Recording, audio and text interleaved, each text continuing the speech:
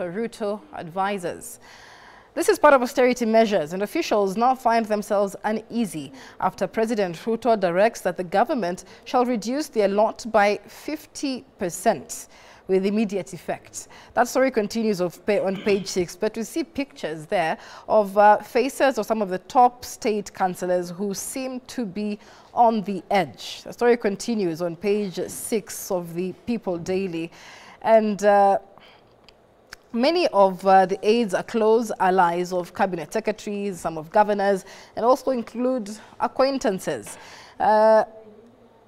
Ruto last Friday announced a raft of austerity measures aimed at reducing government expenditure following his decision to withdraw the finance bill of 2024, following pressure by Gen Zs in what they now say the media should not call anti-government protest, but pro-good governance protest. And that pressure sustained there led to a raft of promises by President William Ruto to make changes in his cabinet. We'd like to hear your thoughts on this report. The hashtag is New Dawn. You can speak to us on X at K24 TV. But in studio with us, as we prepare to discuss the Social Health Insurance Fund, I have with me George Gibore, who is the Secretary General of the Kenya Union of Clinical Officers. And also with us is Brown Ashira, Secretary General of the Kenya Environmental Health and Public Health Practitioners Union. Gentlemen, good morning.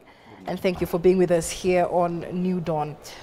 What are your thoughts, let me begin with you, Ashira, on the pictures on the front page of the People Daily and your expectations, as many now expect a purge in President Ruto's administration?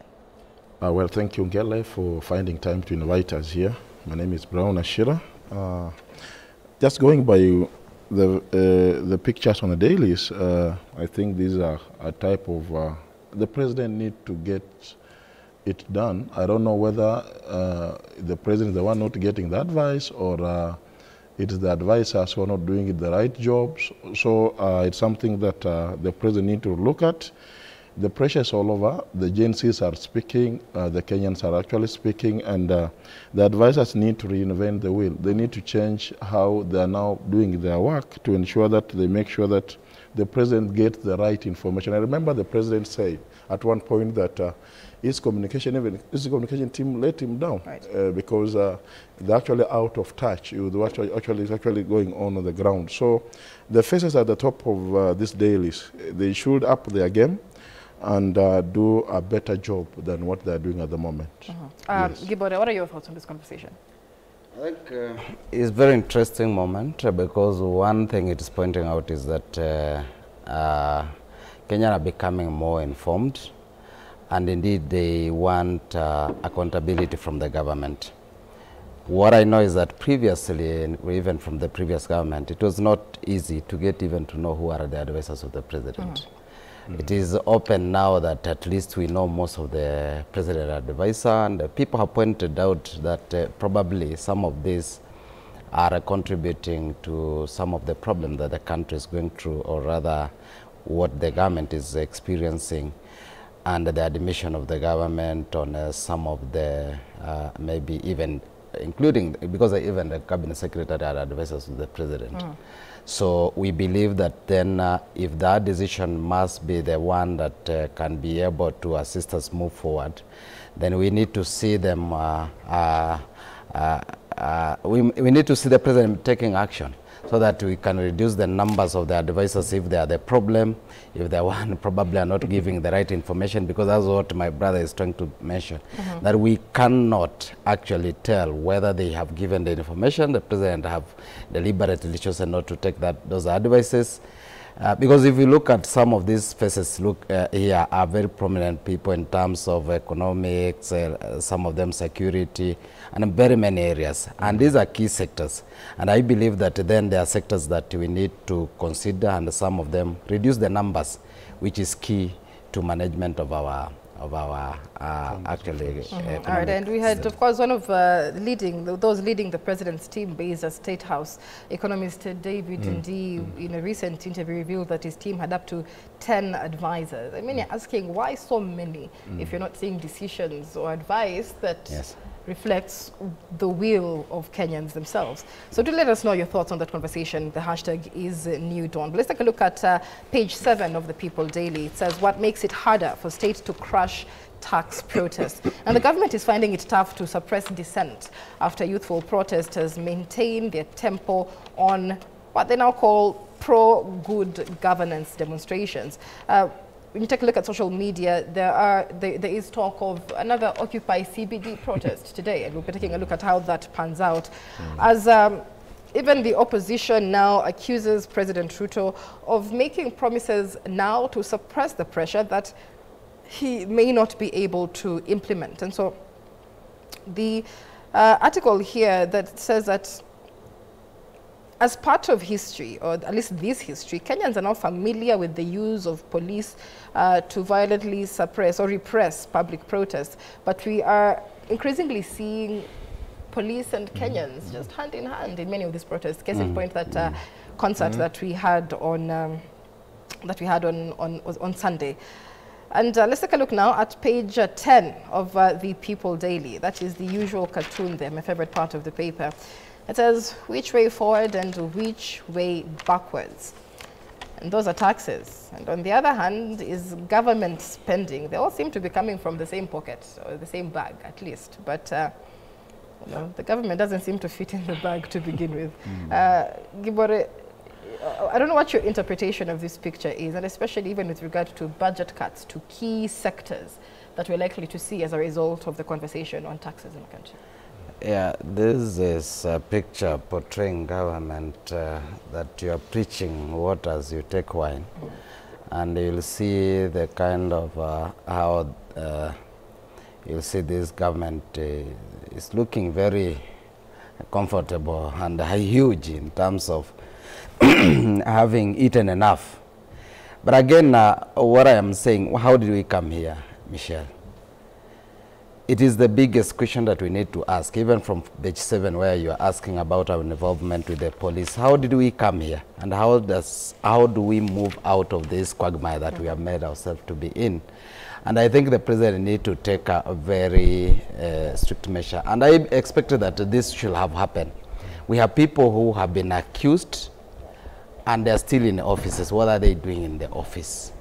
If the president will have started with already those people who already are accused and they are on maybe on the list of the ESCC, then we'll be saying that we are doing, because from the previous president, he confirmed that we lose over 2 billion every day, and no one has ever told us where this money goes, unless people in government really deliberately steal from Kenya and tell us, in any case, we are stealing from you 2 billion, and you can't do anything. Why is it that this has never been told to Kenyan? But we also know several cases where people have been involved in corruption, but they are still our leaders making decisions on ourselves. And they are so comfortable. And you look at the kind of like opulence that they are demonstrating in the public for us, and you see that in this is more of telling us Kenyan that we are the one who is leading, we are the one who is on the eating table. So allow us to continue eating as you continue cheering us. But I think then with this movement of the Gen Zs, I think there's a change that must come, and the change is to shift from them, where now everyone has been looking at them, at the demagogues, that Kenyan matters. Those who are contributing, and their taxation matters, and they want services. For once, I need to say, we have traveled, some of us, you go to some of the countries that have been saying that civil servants are taxed more than 50%, but the services is translating to what they are being taxed. This country, you get a lot of taxation, nothing. You don't see any services forthcoming. You still have to pay for your medical bills. You still have to struggle on the roads. Potholes are all over. You still have to struggle with the public with the public transport. We still have to struggle with the public schools. That no schools, you'll say that they are in a perfect shape. We still have people who are studying under trees. So how do we really appreciate this kind of government? So that is what people had a lot of expectation, because we know very well, and we participated in this process. We know the promises that the Kenya Kwanza government gave to Kenya. And if those expectations, we can't see anything coming, that is why everyone around Dr. William Ruto is a lie, and to himself he has been called a lie. We need to see that changing, if at all they must continue being in government. Right. Ashira, how do you interpret that picture? You know, this is a proverbial tale of somebody who's eating and growing fat, while the other one is growing thinner day by day. And I think it's been very clear, even from the picture, you can see somebody struggling with to pull a government's leg from actually trying to, that's a sign of somebody struggling to actually access what the basic needs will have been. And I'll tell, you know, some of the reasons, most of the mistakes we make in this country is that when a president is elected, the kind of the aides, even the advisors we take along with, the political sympathizers. For example, if I want to be the president, in my campaign trail, I'll carry along with me political sympathizers who cannot be able to tell me that Brown, for example, you are failing, or rather George, you are failing. I think going the next election, I think the next president will have it rough, because now you'll have to choose between the deliverables, the people who can be able to deliver, versus those people who are supposed to just to dance around the king and sing all the praise and worship songs around the king, are supposed to those ones now actually be able to deliver. Because if that cartoon is anything to go by, then the Kenyan populace is actually very much suffering. We are struggling, by the way, in Ngele, and the Kenyans are actually spoken out in large numbers. Their bills are actually becoming so heavy. And by the way, we do not have a problem with paying taxes.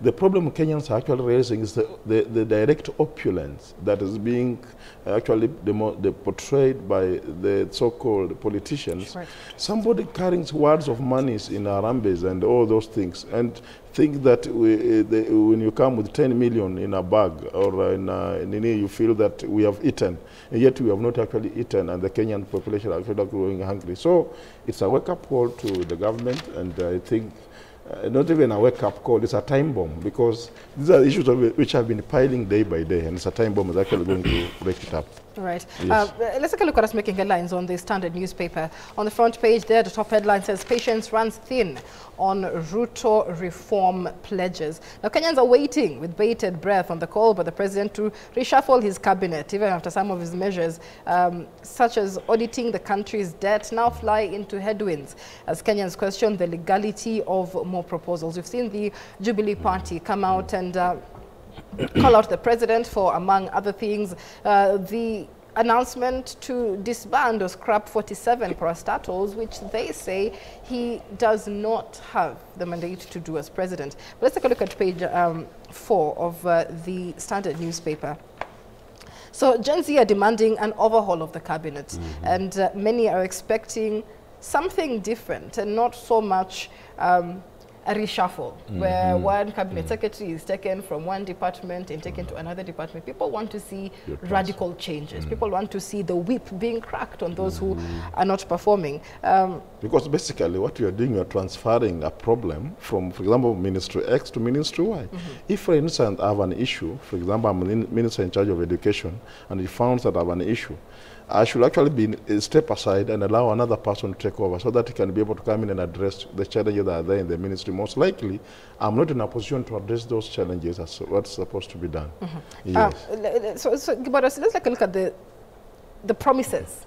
There's been many promises made by President William Ruto. So let's just begin from last week. Yes. Yeah, where we can track them. So among the promises was that task force on public debt, which now stands in the balance after its formation was suspended by court following a petition. So we'll be waiting to see whether that hearing will be done and whether this will continue.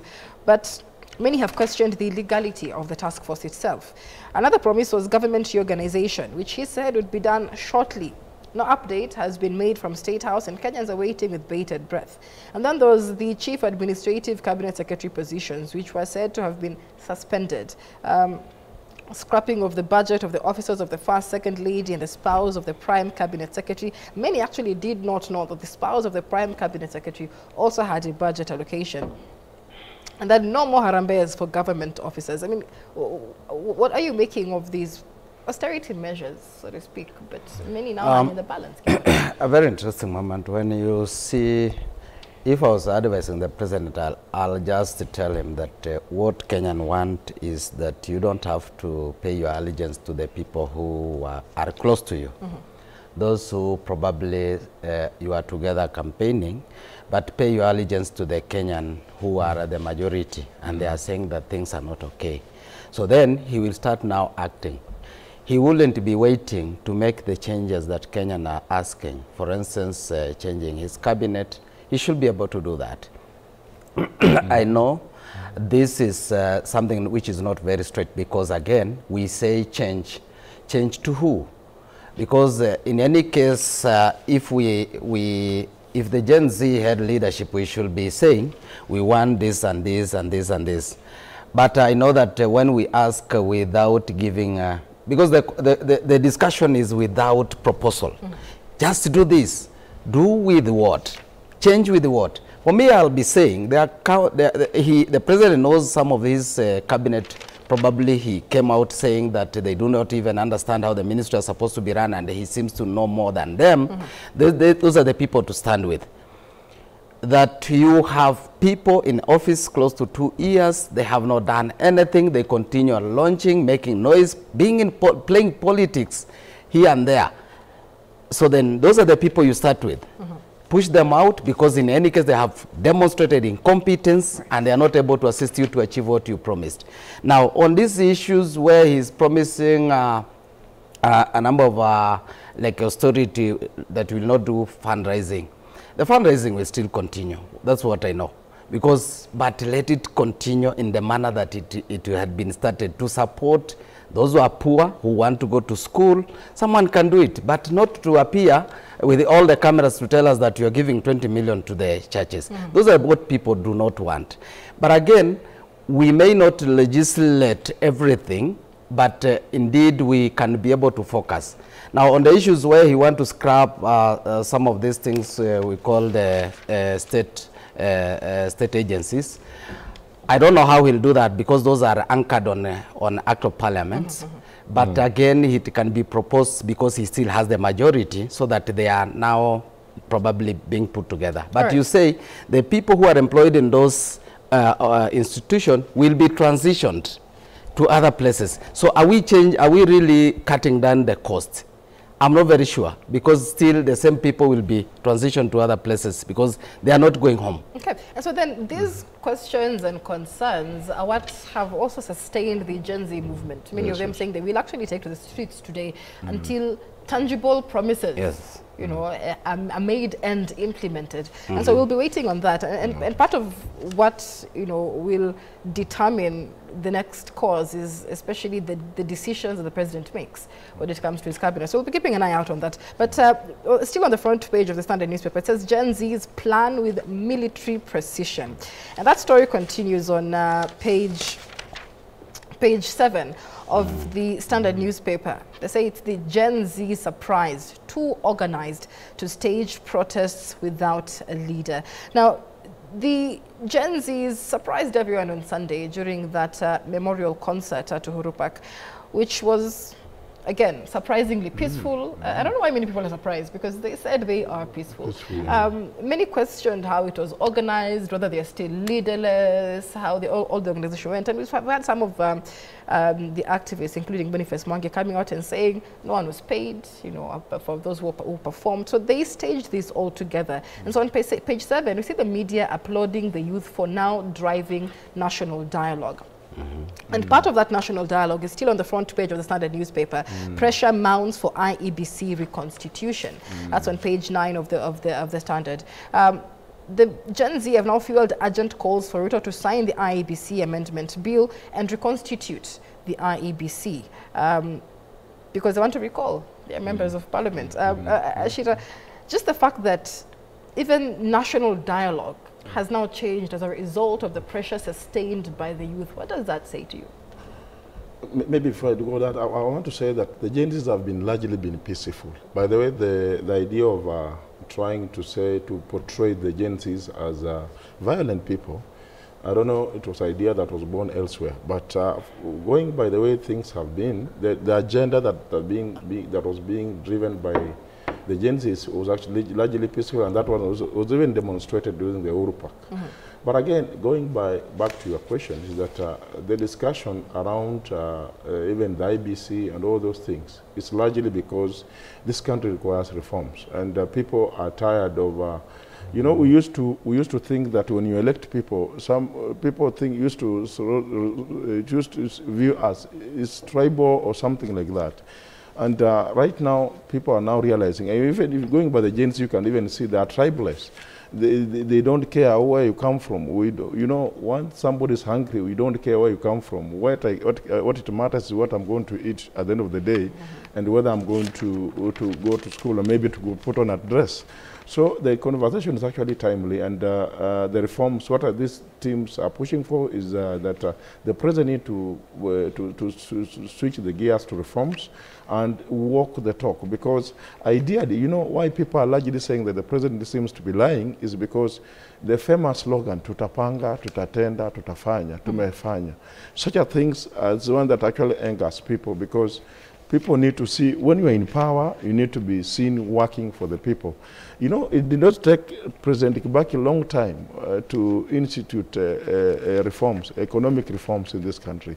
So largely the conversation is timely, and the reforms, actually what is being spoken outside there, people need reforms and they need to change so that they can be able to see the government working for them. Right. Yeah. And the conversation seems to be taking off, because there's growing calls now for recalling several members of parliament. ODM, for example, had mentioned that they would kick off the process of recalling members of parliament who, for example, voted in support of the finance bill of 2024. But do let us know what your thoughts are, especially with regard to the reconstitution of the IEBC and recalling members of parliament, because many say it will not just stop with a purge on the cabinet or the executive. It needs to be in all three arms of government and major independent parastatals and institutions as well. And so we'll be keeping an eye to see that. Let's take a look at the front page of the Daily Nation. And the front page says, how we fled. And this is members of parliament speaking about their ordeal.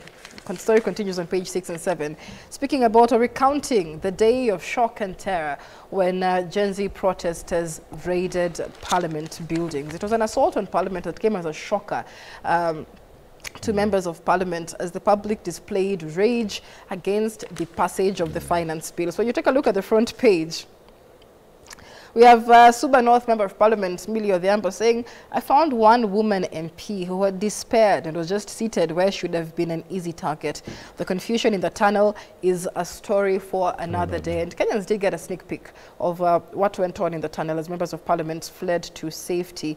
Kimilili MP Didmas Baraza says, I had one of the youth identify me as the usual MP in a cap. I was behind other MPs, but was among the first to arrive at Bunge Towers. I saw death with my eyes.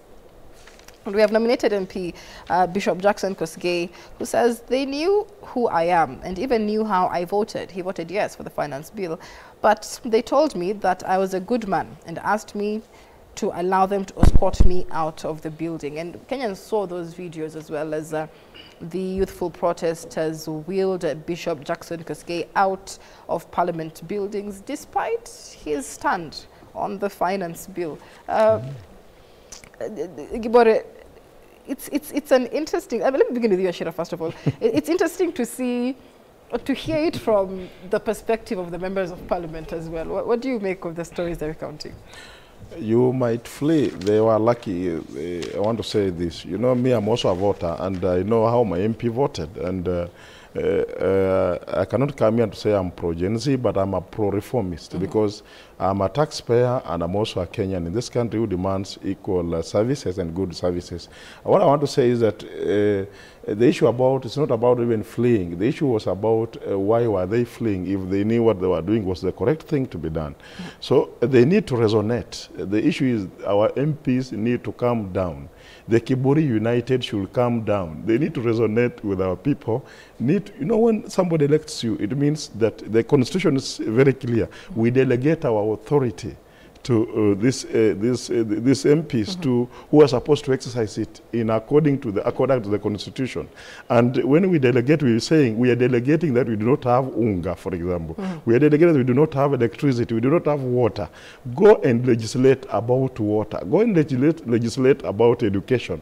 We need education. But when you go to, say, for example, you want to go and pay allegiance to the ruling party because Party X sponsored you to go to parliament, I think, I mean, that is bullshit according to us. So I think the MPs proper need language. It is important that the MPs realize that they have a responsibility to keep, especially with the communities that they serve, and they need to also, they realize that they need to wake up to show that what they need to address is supposed to be done at the community. Right, I'll just take a break, but there's an interesting recounting. One of your It is a awakening call to our leaders, specifically the elected officers, to get to understand that indeed once they have been given the permission to lead people, doesn't mean that then they take it upon themselves. Again, to take the stakeholders' participation, a very serious process. Because most of the time they just come for public exercise, they tell us this is what is supposed to be done. A majority of people reject. Then you go there and they decided to make it that it is wise to do it this way. Who told it is wise that Kenyans are not wise?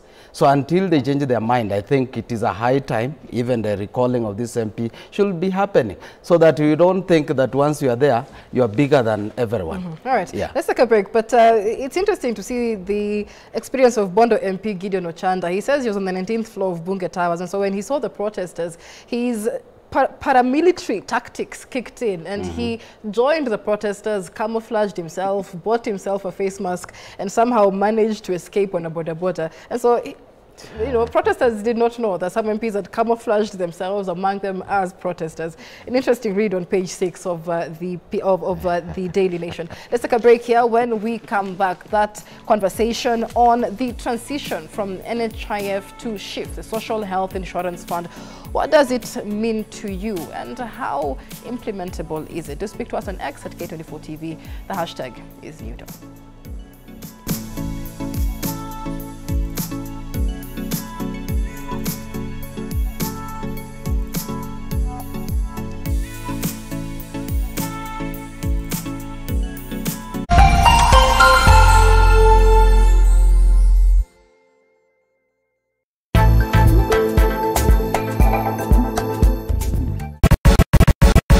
When it's a Saturday,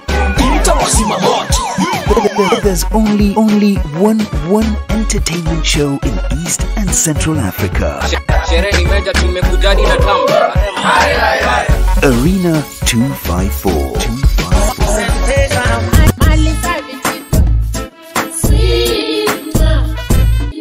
Join Aisha Wanjiku and Tony Mwirigi for all the artistic